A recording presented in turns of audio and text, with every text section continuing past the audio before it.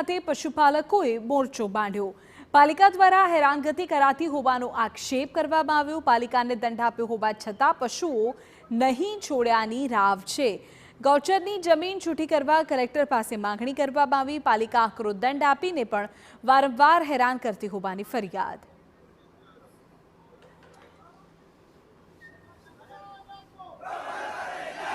કે અમને માલધારી ઝોન ફાળવવામાં આવે।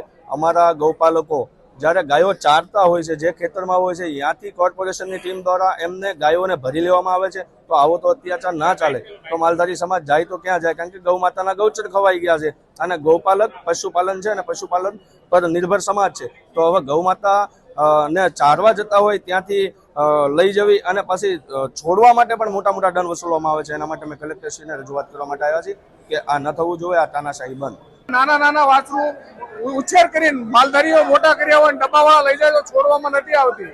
બીજા જે સ્ટેક લગાવવાના છે એ સરકારે તદ્દન મફત કરેલા છે અને એના 1,000 રૂપિયા વસૂલાત કરવામાં આવે છે। એને આવેદનપત્ર આપવાનો હેતુ મેન એ છે।